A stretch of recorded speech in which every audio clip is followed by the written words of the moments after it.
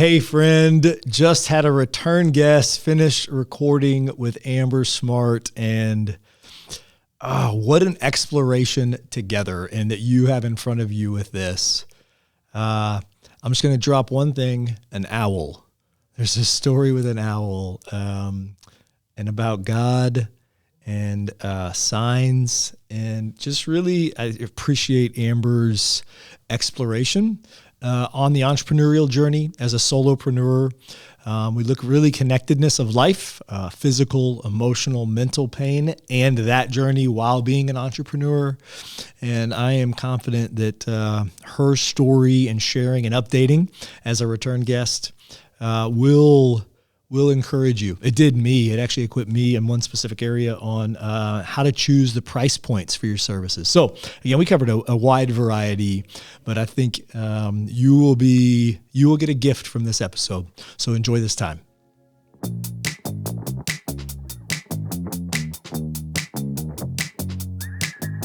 Welcome to the Restoration Group podcast, where we are sometimes silly, but we are always serious about investing in Oklahoma City leaders who desire to integrate their work into their Christian faith. I'm your host, Clay Steves, and today I am joined by a dear friend, Amber Smart.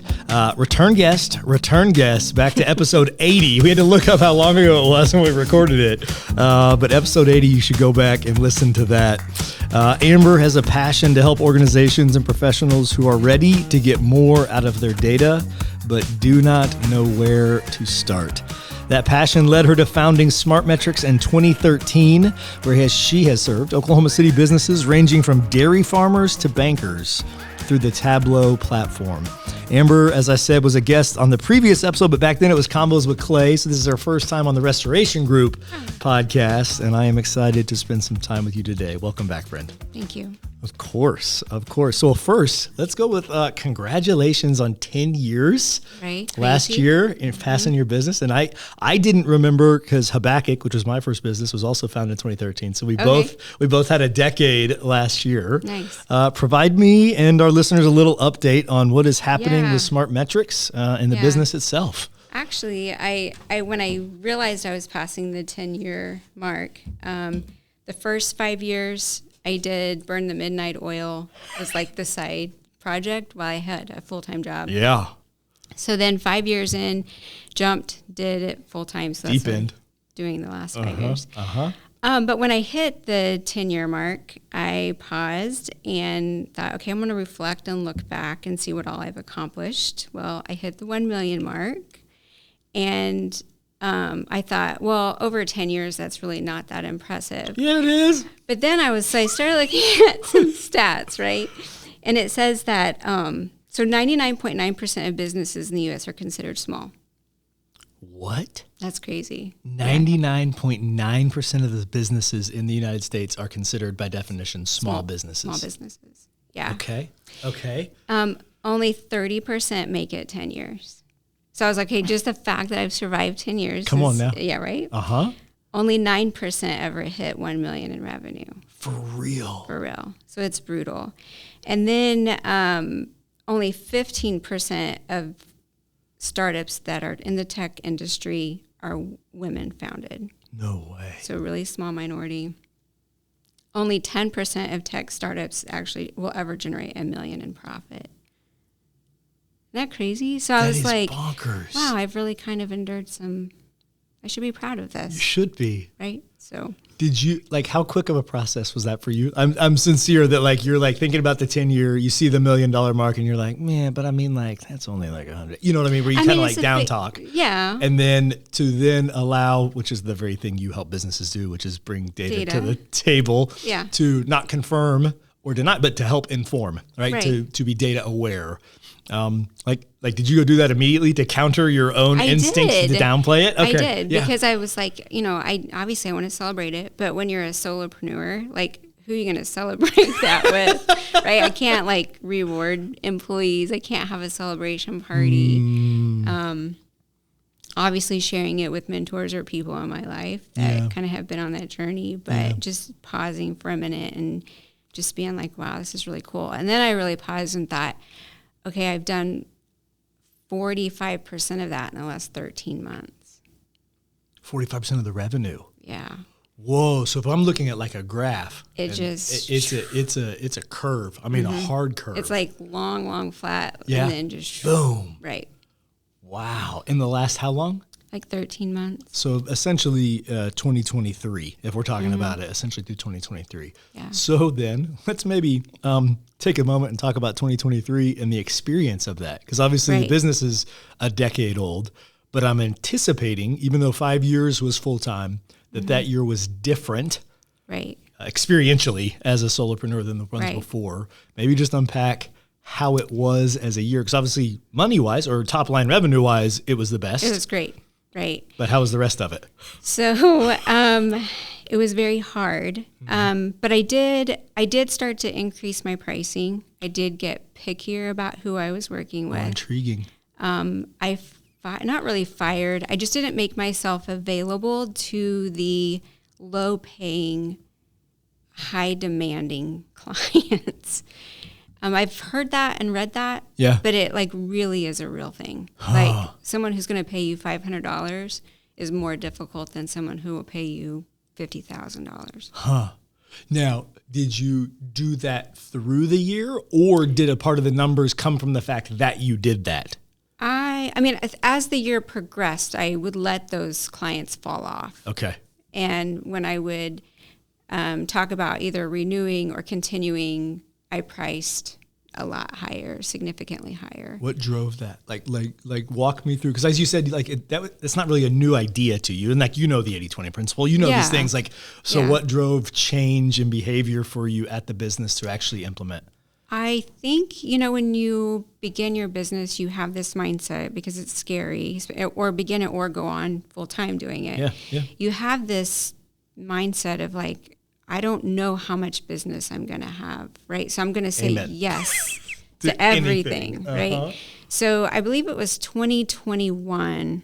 I just was like, I'm going to say yes to anything. I'm not even going to think about it. It's going to be a yes. Because I wanted to I didn't want to say no to something because I didn't think I could do it. Oh, out of like a fear base, like I'm not good enough or I can't deliver on this. Okay. Like you need me to do this, but I don't, if there's part of in that job is skill set I haven't learned yet, then I would typically probably say, I'm probably not a good fit.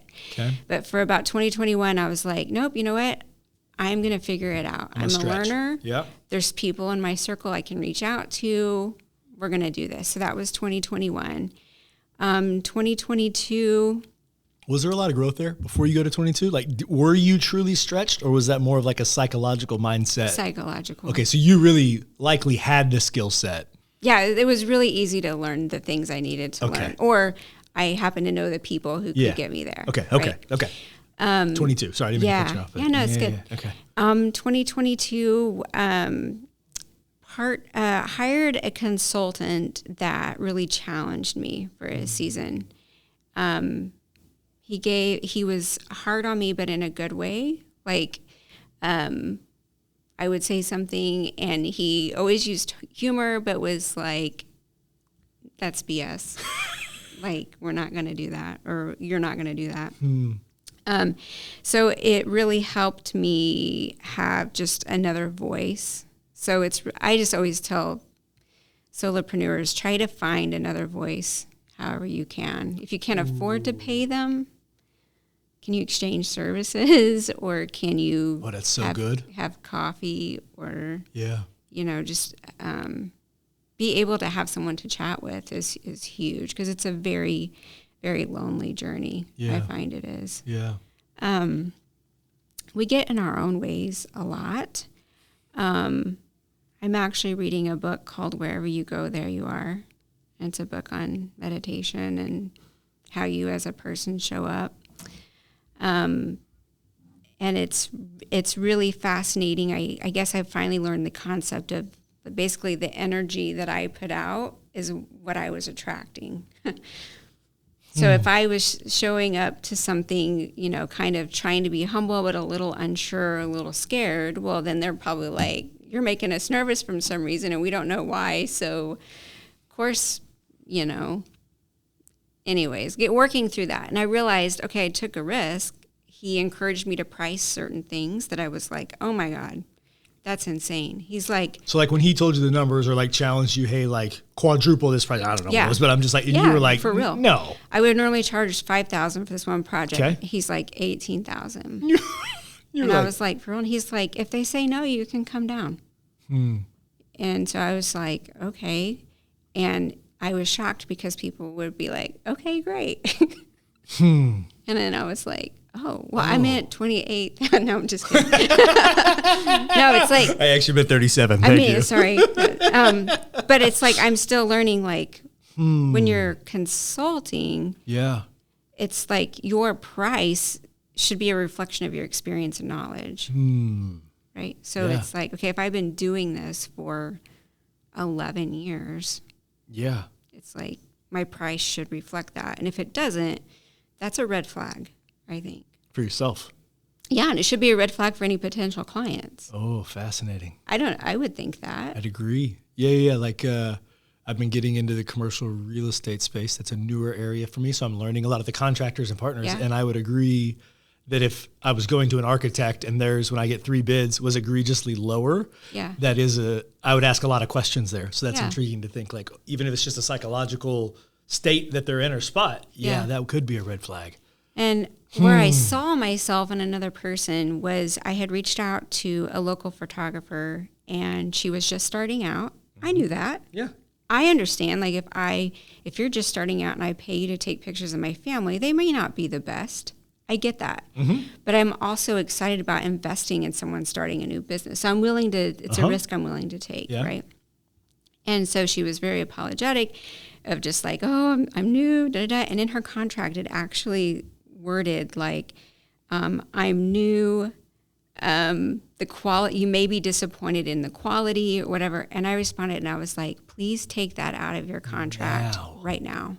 Wow. And I said, because when I read that, it caused me to pause and go, she doesn't believe in herself. So, like, why would I believe in her? Good insight, Amber. You know, and she was like, okay. And I said, your experience is reflected in your price.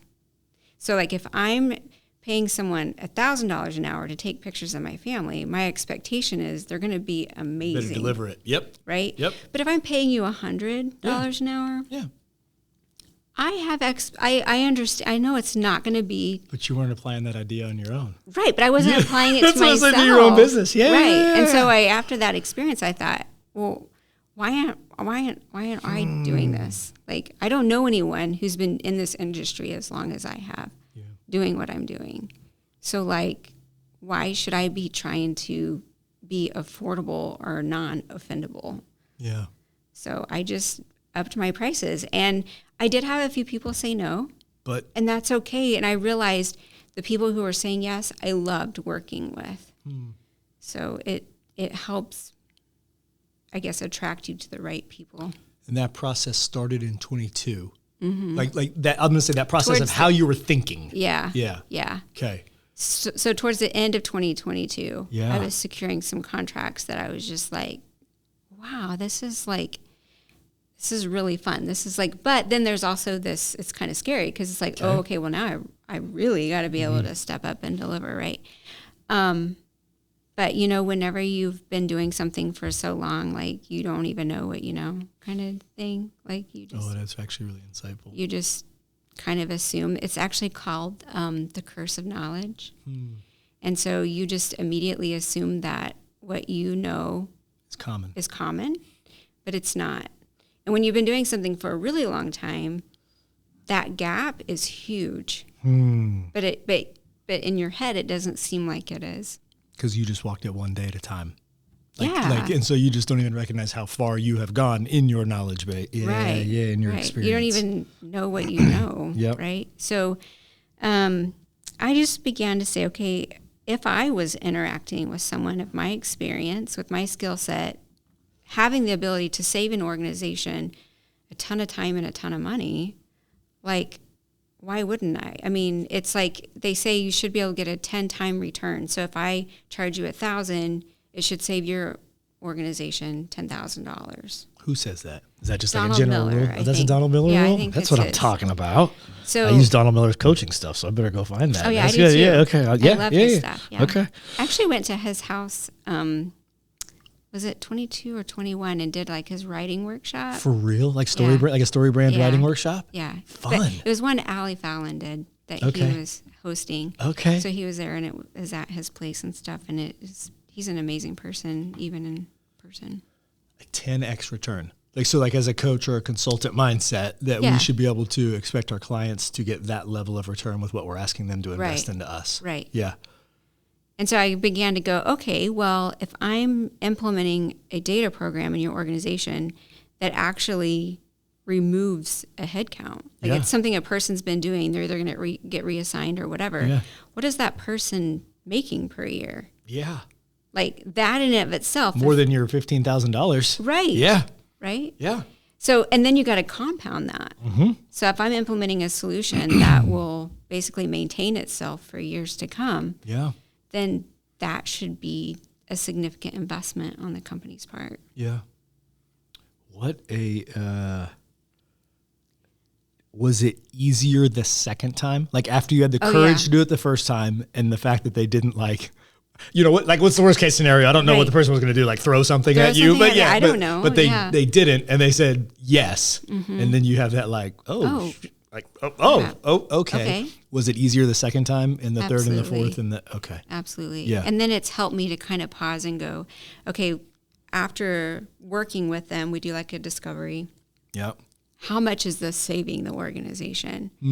I use that in my math too, of like, okay, so you anticipate this person, they're like, I used to spend 3 days a week doing these metrics. Now I don't have to do that. The report's automatically generated. Oh, so you've even tweaked the system where in your discovery, you're now using that math proactively. Yeah. Yeah, absolutely. Yeah. Okay. And understanding what kind of budget they're working with. Yeah. And just the culture. So we do a data literacy assessment. Yeah. So it's like I can implement a really great system, but if you don't have the knowledge then or the desire for it, then we're not a good match because time is my most valuable asset. Yeah. So so that shifted, but I still worked really, really hard last year. And we moved. Yeah. And we had grandbaby number 3. Congratulations. And I had hip surgery.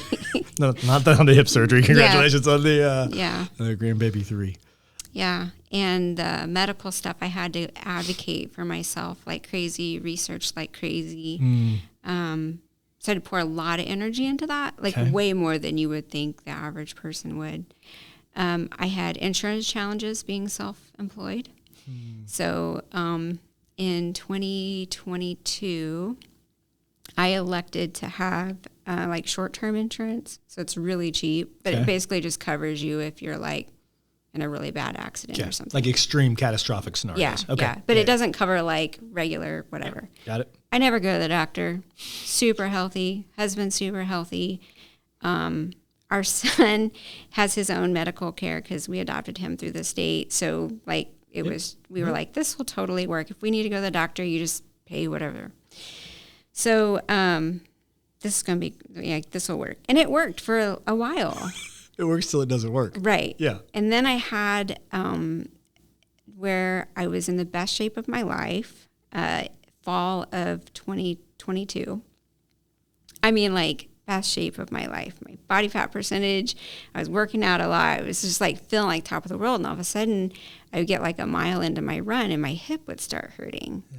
But then I was like, well, that's really weird. And then if I got out of the gym, I was fine. Right. So it was like, well, that's kind of weird. I don't know, maybe I pulled something. Right. Okay. So that's bothering me for a couple of weeks. Then I go to my family physician and I'm like, man, this is really bothering me. He's like, I think you just pulled something. Let's just keep an eye on it. Take some anti-inflammatories or whatever. Let's do a quick x-ray. So he does a quick x-ray and he's like, yeah, your hip looks fine to me. So just, ice it, rest, all that stuff. So in February of 23, I'm like, it is not getting better. Because I was like in November. And I was like, it's numerous months. Yeah. And I'm like, it's progressively getting worse. So then it's like, I can only run for 3 minutes and then it starts hurting. I can't even make the whatever. So, and it kind of goes back to when you're an entrepreneur or a solopreneur, trusting yourself is a huge component too. right, of success. So as I'm learning to trust myself professionally, here I am in a physical like experiment or whatever it is that's experience that's happening. And the doctor's like, kind of doubtful that it's really anything, but I'm like, no, you don't understand. It's not getting better. Okay, well, let's do an MRI. And I had to actually request, I want an MRI. Okay, we'll do an MRI. So I go do an MRI. Takes a long time for some reason to get the results back. By that time, we've moved to Colorado. I'm still hurting, and it's progressively getting worse. But here we are in beautiful Colorado, in the mountains, wanting to hike, all that stuff, and it just, I'm hurting. But I can still sleep fine and stuff. And Tylenol would still kind of work, and ibuprofen. Well, then they go, okay, we got your MRI back. Everything's good. You just need to do PT. Try some PT. So I go to a PT in Colorado for about 6 weeks, and I'm like, this is not getting better. I don't understand what's happening. Take a break from that. Then I finally am like, you know what? I need to just go see a hip specialist here in Boulder, because it's like Denver's got, much bigger city and a lot more resources. What I didn't know at the time is with this like little cheap insurance is that when you move states, it basically cancels it. What? So I can get new insurance in Colorado, that same plan. Yeah. But now everything before that's considered a pre-existing condition, and they will not cover anything. Because even though they weren't covering a lot, I would get their discounted rate at whatever hospital or doctor I was going to. So if I walked in, they'd be like, it's $1,000. Oh, you're under this plan, it's $200. Okay. So it was still saving me, right? So then they're like, oh no, now this is considered a pre-existing condition, because it's the same name of the insurance and everything. It's just whatever. So I'm like 100% screwed. It's also not insurance, technically, right? Well, it's not like the minimum required. Okay. Do you know what I'm saying? Yeah. I mean, it's under United, and it's. Is it? Yeah. Okay. So it's just a low. Holy smokes. But they're outside of the requirement to offer, like, to not deny on pre-existing conditions. Right? Yeah. So I'm 100% not covered. I mean, I have the insurance, but they consider it doesn't matter. Hip issues. Yeah, so they're not going to pay for anything on that, which is the thing. Yeah. So I go to a hip specialist in Denver. He's like, I think you've torn something. He's like, I want to do another MRI. I'm like, okay. So I go do another MRI, have a freaking anxiety attack in the tube, because I just like panicked, which those are hard anyways. It's hard. It's not a simple thing to sit in that thing. No. Yeah. So managed to get through that, freak out. They pull me out, get back in, 8 more minutes, and it was very difficult. Yeah. Get out of that, get the results back, and he's like, you have a huge labral tear. You also have hip impingement, and then you also have hip impingement and hip dysplasia. And so he's like, I'm going to send you to this specialist in Denver, and I want his opinion. Because he's like, I can't fix the labral repair, the tear, because it's just going to come back because of the other issues, right? Yeah. So I go see this other doctor. He looks at everything, and he's like, yeah, you for sure need a PAO, which is periacetabular. Yeah, acetabular. Yeah. Osteotomy. Osteotomy. Yeah, periacetabular osteotomy. Basically, they would cut my hip off, adjust everything, repair the labrum, and then put it all back together with screws. So you're on crutches for like 13 weeks. It takes like 12 to 15 months for recovery. Like, it's a big thing. They typically only do it for people 45 and younger. I'm 45 at the time. So I'm like, great. And we're going to estimate $50,000, but like, depending on what we find, and then you're still going to have PT and stuff. But like, that's just the doctor and the hospital fee, right? So I'm like, oh, dang. But I'm having a great year financially. Year. So I'm thinking, okay, well, I guess that's just where I'm going to spend it. But he's like, you're going to need to be prepared to be out of work for a while. And I'm like, I can't. I can't. So what was different? Are we in the spring at this point? Yeah, we're in, almost some early, May of 2023. Okay. And so I'm just like, oh my gosh. I cut you off. You were about to say what's different, or it's different when you're on your own. It's like you can't just call HR and say, "Insurance, can you help me navigate this insurance issue?" Or, hey, I'm going to take some paid time off. Yeah. So can we? There's none of that. So you're just kind of like, okay, well, here we go. And I'm in a lot of pain, but I'm like, okay, well, if I can just wait till January 1, then I can enter the marketplace insurance piece, and then I can get get the surgery. By the time we moved back here in July, I was in so much pain. Like I could hardly walk. I couldn't sleep because it was just constantly keeping me up. Tylenol did nothing. Ibuprofen did nothing. Aleve did nothing. I was so miserable. It's a 6 month. I mean, that's really fast, right? I mean, 'cause you're talking about November was when it really first started. Yeah. So I mean, that's what I'm saying. In a 6 month span, it went to where you're saying medicine wasn't kicking it at all. Yeah. You're getting worse and worse and worse to where it is like all consuming. Yes. But I'm also extremely slammed. Yeah. And my business wise. Yeah. And my anxiety is off the charts. I think my cortisol had to have been off the charts because I'm just in excruciating pain. But it gave me a compassion for people who deal with a lifetime of like chronic pain. Yeah. I just can't even fathom that.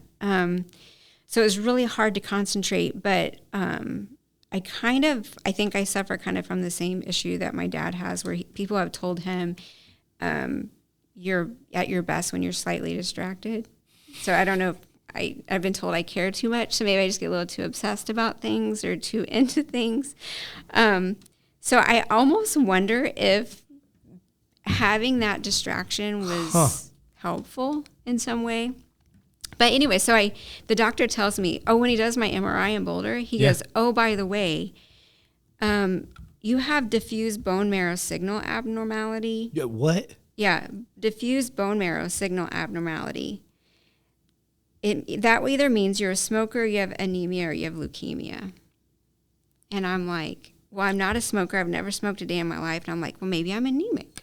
Okay. Maybe that will help me feel better or whatever. So because I'm a problem solver, I like to take things into my own hands. The next day, I call up a lab and I go in. Blood work. And I have all my blood work. Check your iron levels. Yeah. Everything. Check everything, anything and everything to do with anemia. And I get the results 24 hours later. And it's like, you're not anemic. And I'm like, excuse me? Oh, God, that leaves leukemia. So I was like, this is insane. So I was like, okay, and all of this isn't happening quickly either. Like a lot of this, it takes weeks in between somebody referring you to someone. So Boulder says, we're going to refer you, because I go back to visit, and I said, I'm not anemic. I've never smoked. And he goes, okay, I'm going to refer you to Rocky Mountain Cancer Center. Okay. And I was like, oh, my God. So I'm like, well, maybe this hip is like going to save my life. Like maybe it alerted of something or whatever, right?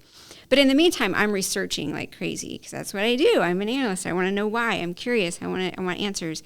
And I come across this really old video of like a medical seminar, something or other, in some archive. And it talked about how this living in high altitudes for the first time can actually give this result. No way. Yeah, I'm serious. Okay. So I go to Rocky Mountain Cancer, and the guy does all of this like big, extensive blood work, right? And he's like, you are like 100% healthy. And he's like, the only thing I know to do now is take a bone marrow biopsy. And he goes, but the only reason I would do it is out of curiosity, and it's not a good enough reason. Yeah. And I said, well, and I told him what I was telling. He's like, you know what? That really is a thing, like the altitude thing. He's like, but how many people actually get an MRI right when they move to high altitude? He's like, I really think that is what it is. But like, I researched that. Like I was just, but no doctor offered me that as an explanation until I was like, hey, do you think this is possibly what it is? But that's like a 6-week span of thinking, I might have cancer or something, right? So that gets in the clear. He's like, I don't know. He's like, what would be interesting is when you move back to Oklahoma if you had another MRI. But I'm like, I'm not going to go in that tube just to find just out. for your curiosity. Yeah. I'm sorry. No. So I, reach out to you and say, hey, do you know anybody in Oklahoma who does this? And So you refer Brandon Johnson. I reached out to his team and they were like, yeah, we don't do PAOs. We actually refer people to Dr. Swan in Denver. And I'm like, well, that's who I was just there. Seeing. Right. And so I said, can I just come in and have you look at my MRI and my results and get your opinion on things? And they're like, yeah, absolutely. And so I go in, they do an x-ray, they look at my MRI, send it to their radiologist to get some measurements done, and comes back and Brandon's like, this is 80% of what I do. He's like, I really believe we can help you. And at this point, I'll try. Because he goes, if it fails, then you have to go get the PAO or a hip replacement. So it's just a step in the process before that. Because my other option is a hip replacement, which I'm not opposed to either, but it's like, because I'm hurting so bad. Yeah. So Brandon did the surgery. It went really great. Found out I had a severe tear. I think he normally says he can secure it in 2 anchors. It took 4.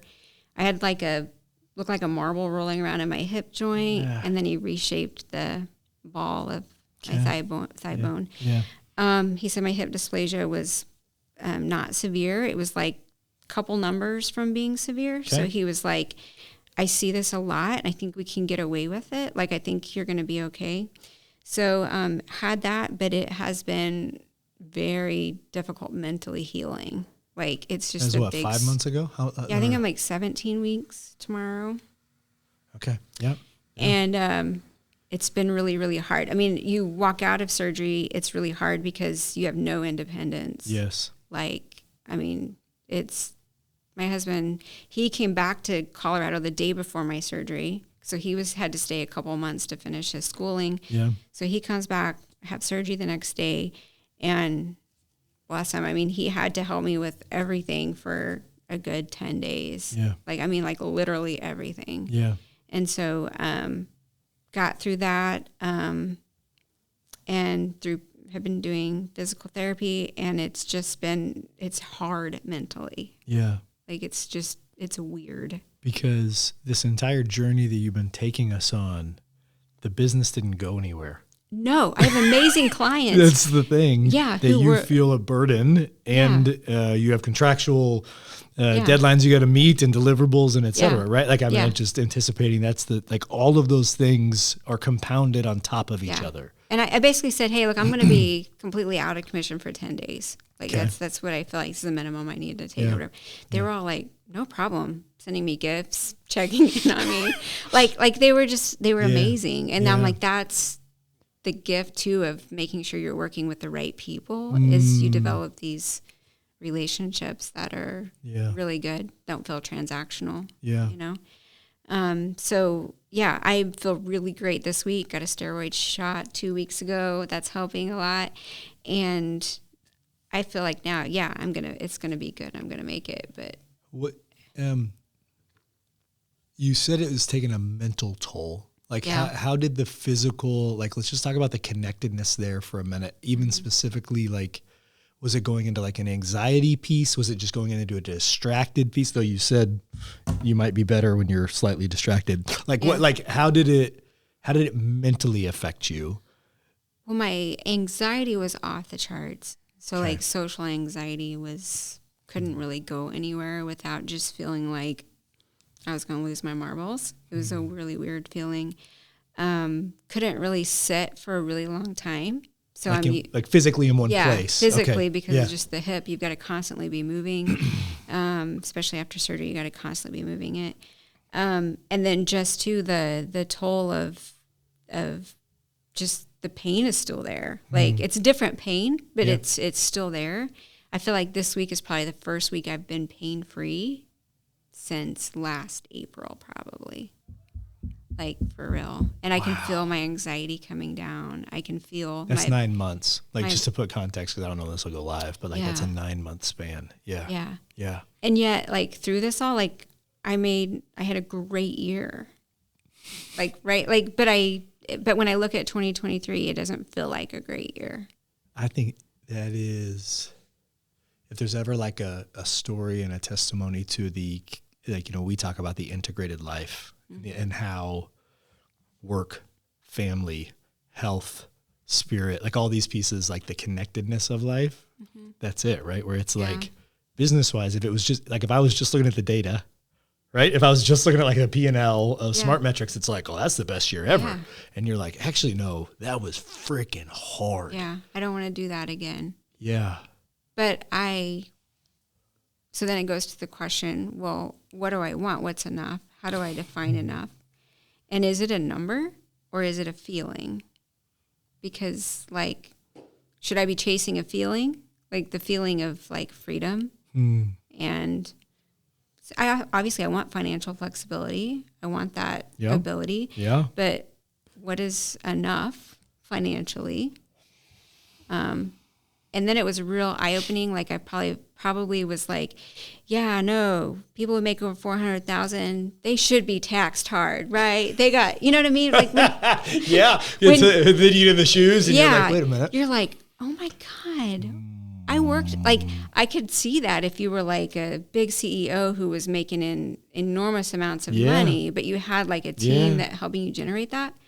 But when you're like your own and you're like getting taxed really hard, it's like, but I worked hard for that. You know what I mean? So but that's a first world problem. I mean, it just is definitely a first world problem, but it's also an empathy. Like it's a moment for empathy to like recognize like, oh wow, I just had an experience that other people, that I can maybe connect with them.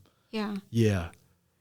Yeah. So did you find an answer, by the way, of when is enough is enough? Because I'd like to know. Well, then I know I'm with you. I start to run the numbers and it's like, okay, I could have made less, been in a different tax bracket and netted close to the same. Do you know what I'm saying? So it's like so what is enough? And I think for me, I'm learning to go more towards what do I want my life to look like? Come on. And what financially is required to maintain that. Yeah. And that being my focus if I want freedom, but I also like don't want anxiety. And then it's like, okay, do I want to build my company or do I want to hire people? But then there's the stress of being responsible for these families and then the tension of like dealing with people and people not getting along and leadership. So it's like, is that what I want to do? Like, I mean, because I could, or do I create content? Like, how do I, if I want to grow, but is it okay if I don't want to grow? Yeah.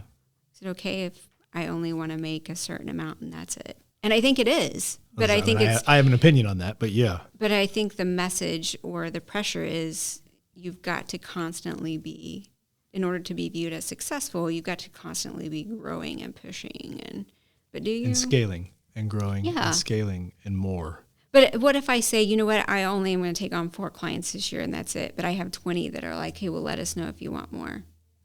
I'm sure there's some people who would judge me for saying, why would you not seize that opportunity? And I'm starting to be like, but there's a cost involved. It is a trade. Correct. Yeah. You will be trading something. And what is that trade that you are making? Right. Yeah. Yeah. So, but when you're a solopreneur, there's no one really to talk through that with. Well, I think that's so many places we could go there. Amber, one, thanks for sharing it with us. I think it is a very worthy question because you are, you're sifting it. How do you go through that process? Like, so you're sitting there going, okay, do I scale? Do I grow this way? Do I stay right where I am? Mm-hmm. Do I stay right where I am? Tighten my client numbers, get my prices to the right ones that then I've defined what I need for the life that we want to have as a family and the margin and the balance and be with my grandkids. Okay, do I do that? Do I create content? So do I generate revenue this way? Do I hire staff? Then I can, invest in people and they can do it. Okay, great. How do you go through the process of, because I know you're in it, like, so that's, I know it's an open-ended, but when you think about process, how will you, is that just you just sit on it a while? Do you go to bring in a consultant, prayer? Like what does that look like for you? I mean, I ask God for signs a lot. Ooh. And I'm really okay being very exact on what sign I need. I've never done that in my life. Yeah. I've gotten signs. I've never asked for one. Mm-hmm. What does that process look like for you? And again, yeah. So for example, when we were in Denver visiting, looking for a house before we were deciding to move there or not, my husband and I, we went on a hike at the Flatirons, and we were just this tension of like, is this the right thing to do or not? Is it not? But this is what we really want to do. It's like there was really no right or wrong answer. Yeah. what do we do? And so I was just like, God, like, show me an owl, right? And so we're going through this whole trail, and I'm looking for an owl, and I never see an owl, and it's the middle of the day. So, like, the chances of me seeing an owl are pretty small, right? 'Cause they're nocturnal. I kid you not, we get to the end of the trail, and there's a man standing there with an owl. Stop it. No, I'm serious. My husband started crying. Like, we both were crying. And I'm like, and I use this a lot, honestly, I really do. And sometimes I try to make it absurd just to, like, to like make you believe it, because you're like, if it was coincidental, I'm gonna doubt. Right. I would doubt. I'm gonna be like, well, that could have happened anyway. Yeah, but that, like, because I know I'm not on this journey alone. I know that, and then just waking up every day going, okay, God, what is mine to do? Because it's that the curse of knowledge of, like, I don't even know what I don't even know what I know. So, like, I take for granted what I know. So then I can get easily in a mindset of, like, well, nobody really wants what I have to offer because everyone knows this kind of thing. So then it's like, what am I supposed to do? Maybe what I'm supposed to do is just share how I think. And it's real simple to me. It's just natural to you. But I think a lot of times we think success or whatever we're doing has to feel hard. Like, it has to be hard in order to be worthy or valuable. And I don't know if that's always the case. But I tend to think that, like, in order for someone to pay a lot of money for this, it's going to have to be complex, right? Or it's going to have to be... And hard for you. Right, and hard for me. Yes. Huh. Right. So I'm just... And how do I process that? I just constantly thinking about it. I process it with my husband. Like, there's not a really big circle to process it. But, again, I'm a researcher, so I research it. I watch videos. I read other people's blog posts. I just want to know other perspectives. But truly, I do believe that God will guide me to what it is. I'm okay with wrestling with it. I don't need the answer to it right now. Yeah. But what is mine to do? Like, what is my gift to the world? That's really where I'm at. Because I've worked really hard, and I don't like, I'm just getting older, and so it's like I'm tired of working hard. So how does that translate where I'm either accomplishing it through others or I'm sharing information that is valuable to other people, and that is the gift. Yeah. I don't know. I heard recently, so I share this just because I just heard it recently. Somebody said, oh, you know what? It's our mutual friend. Well, she's a friend to me now. I just met her. You know her, Dana Byers. And I do know you know her. And she said to me, I heard her say, you don't bring value, you are value. And it was a really profound thing as you're kind of talking there. Like, the thing that's, like, natural out of you is actually the thing. I don't know. That was really, yeah. That was a profound thing I heard earlier. And you just talking there makes me think about that. Like, what is that gift? How do I get to be me? Yeah. Let that be the gift. Yeah. What is mine to do? I don't know. I'm still trying to figure that out. I don't even know if you ever actually realize what it is. I don't know. I've never met anyone who's like, I finally figured that out. I arrived. Got it. Yeah. I haven't met anyone who's told me that. Yeah. I think that's a part of it, right? Yeah. Maybe getting comfortable with that. And I think accepting it. Yeah. I think when I go back to the question of enough and I'm looking at the year, it's like, it was the journey. It wasn't, the destination necessarily. Yeah. It's constantly the journey. Well, and I even think, as you told that story, as I reflect on it real quick, to even think about God's timing, which I always think is so outside my ability to understand so frequently in life. Yeah.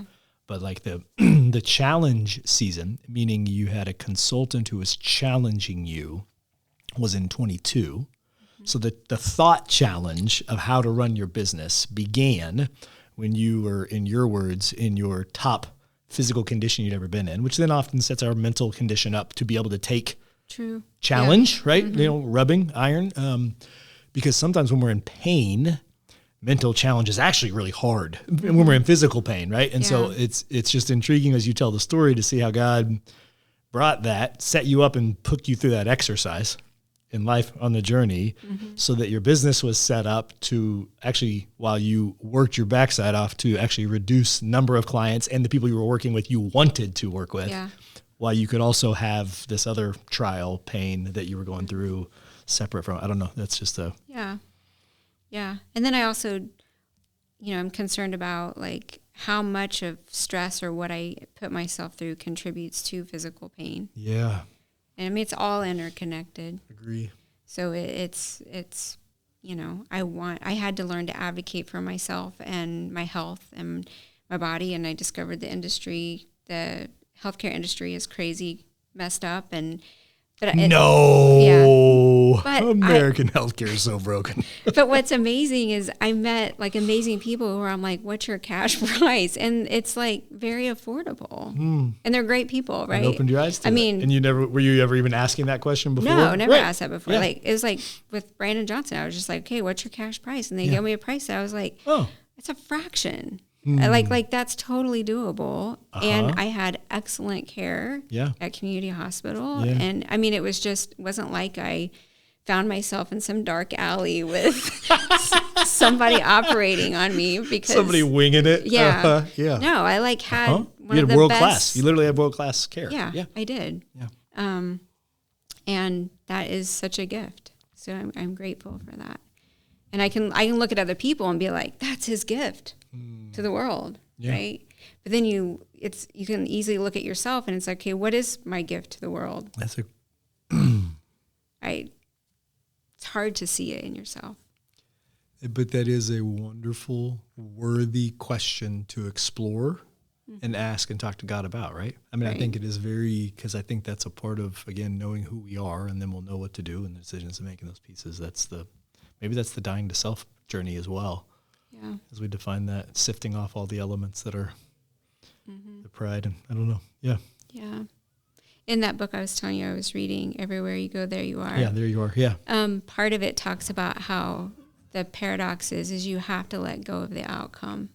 So you just have to do what you feel like is yours to do. And when you're able to detach from the outcome, then the ego isn't as involved, right? And I feel like there's a component of that I haven't fully quite learned yet that I hope to, where it's like, you know what, I'm going to do this thing, and if it flops, great. If it's successful, great. But I'm going to do this thing. Yeah. Do you know Rick Rubin?